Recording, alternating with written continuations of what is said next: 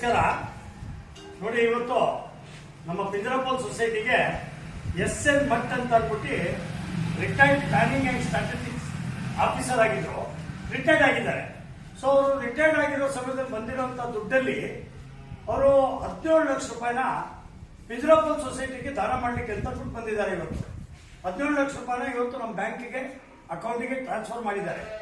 ನಾನು ತಮ್ಮಲ್ಲೆಲ್ಲರೂ ಕೇಳ್ಕೊಳ್ಳೋದು ಏನಂತ ಅಂದ್ರೆ, ಅವ್ರು ನೋಡಿ ಎಂಥದ್ದು ಯೋಚನೆ ಮಾಡಿದ್ದಾರೆ ಅಂತ ಅಂದ್ರೆ, ನಮ್ಗೆ ಬಂದಿರೋ ರಿಟೈರ್ಮೆಂಟ್ ದುಡ್ಡಲ್ಲಿ ಗೋಮಾತೆ ಕೊಡಬೇಕು ಅಂತ ಅಂದ್ಬಿಟ್ಟು ಬಾಗಲಕೋಟೆಯಿಂದ ಕಾರ್ ಮಾಡ್ಕೊಂಡು ನಮ್ಮ ಸಂಸ್ಥೆಗೆ ಬಂದು 17 ಲಕ್ಷ ರೂಪಾಯಿನ ನಮ್ಮ ಸಂಸ್ಥೆಗೆ ನೀಡಿದ್ದಾರೆ. ನಾನೆಲ್ಲ ದಾನದಾತರಿಗೆ ಹೇಳೋದು ಅದನ್ನೇ, ದಯವಿಟ್ಟು ಆದಷ್ಟು ನಮ್ಮ ಸೊಸೈಟಿ ಪಿಂಜರಾಪುರ ಸೊಸೈಟಿಗೆ ದಾನ ಮಾಡಬೇಕು ಅಂತ ಕೇಳ್ಕೊತೀನಿ. ಯಾಕಂದ್ರೆ ನಮ್ಮಲ್ಲಿ 4,800ಕ್ಕಿಂತ ಹೆಚ್ಚು ಹಸುಗಳಿದ್ದು ದಿನಕ್ಕೆ 2.25 ಲಕ್ಷ ರೂಪಾಯಿ ಖರ್ಚಿದೆ. ಈ ತರ ದಾನದಾತರು ಬಂದ್ರೇನೆ ನಮ್ಮ ಸಂಸ್ಥೆ ನಡ್ಸಕ್ಕಾಗುವಂಥದ್ದು. ಅದಕ್ಕೆ ಪುನಃ ಇನ್ನೊಂದ್ಸಲಿ ಎಲ್ಲರಿಗೂ ನಾನು ಕೇಳ್ಕೊಳ್ಳೋದೇನಂತ ಅಂದ್ರೆ, ದಯವಿಟ್ಟು ನಮ್ಮ ಪಿಂಜರಾಪುರಿಗೆ ಹೆಚ್ಚಿನ ದಾನವನ್ನು ನೀಡಬೇಕು ಅಂತ ಅಂದ್ಬಿಟ್ಟು, ಮತ್ತು ತಮ್ಮೆಲ್ಲರ ಪರವಾಗಿ SN ಮಠ್ ಅವ್ರಿಗೆ ನಮ್ಮ ಪಿಂಜರಾಪುರ ಸೊಸೈಟಿ ಪರವಾಗಿ ಎಲ್ಲರೂ ಧನ್ಯವಾದಗಳನ್ನು ಹೇಳ್ತಾ ಇದ್ದೀನಿ.